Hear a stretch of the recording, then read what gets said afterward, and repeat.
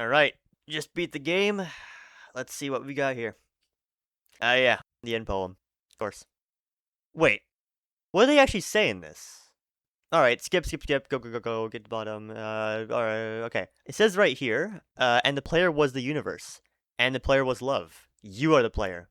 Wake up. Ah, yes. Okay. So, I'll explain what they're saying here.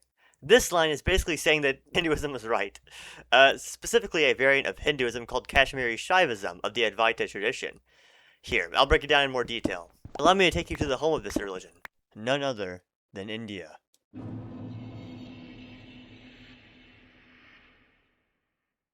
So Kashmiri Shaivism is a sect of Advaita, itself a Hindu sect, right? Although the term Hindu is a modern invention, which maintains that the world is a manifestation of a deity named Shiva, and that all entities and objects and whatever within the universe are Shiva, playing a game with itself for the sheer enjoyment of existing. Kesha Maraja, in his text The Heart of Recognition, describes their theology as follows. The individual conscious being, as a condensation of universal awareness, embodies the entire universe in a microcosmic form. What they're basically saying here is that all people are essentially the same being experiencing itself, right? So they're saying all things in the universe are the same thing, but it's pretending that it's not. The end poem says something quite similar, in which it says, that is how it chooses to imagine many things, when it is deep in the dream of a game, as well as, and the game was over, and the player woke up from that dream, the player began a new dream, and the player dreamed again, dreamed better, and the player was the universe, and the player was love. You are the player. Wake up. This, in of itself, is obviously a very pantheist thing to say, pantheist meaning essentially the belief that all things in the universe are united. But one might ask specifically why I chose Kashmiri Shaivism, itself a type of pantheism, as the religion that the end poem seems to be professing, and not any other sect, right? Because there are many religions which have a similar premise. Well, I asked my friend about it, and he's an Advaita Hindu, and he says it is the most accurate term for the end poem's theology, specifically on the grounds of the fact that Kashmiri Shaivism is very particular, and that it posits that the universe willingly experiences itself, right? Not unwillingly, willingly. And it also seems to posit that the universe itself is real and not a mere illusion.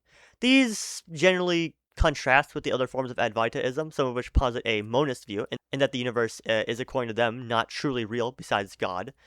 And others posit that the self-experience of the universe is not necessarily willing in nature.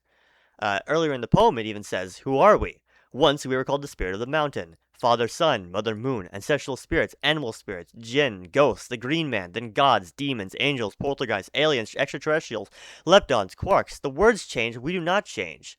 We are the universe. We are everything you think is not you. You are looking at us now through your skin and your eyes. And why does the universe touch your skin? And throw light onto you? To see you, player, to know you, and to be known. I shall tell you a story." So, yes, the end poem is essentially proselytizing Hindu Advaita Kashmiri Shaivism, and this is like having the Nicene Creed be recited after you beat the Moon Lord in Terraria. It's absolutely unheard of.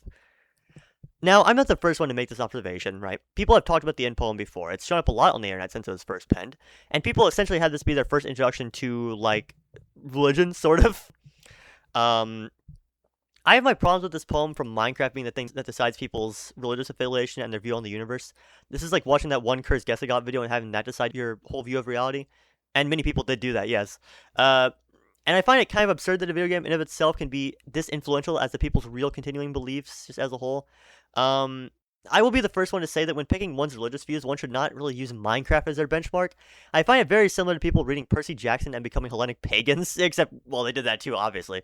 In any case, I thought it would be interesting to point out exactly what the poem is saying, and I hope no one was offended by my take on it. I consulted many Advaita friends of mine for this video, so there shouldn't be too many inaccuracies. And Minecraft is not the only game with this sort of theological theming. Elden Ring is heavily influenced by Gnosticism, but it's funny that Minecraft, of all games, has an explicitly theological bent to it. In any case, I hope that this video was, at the very least, interesting.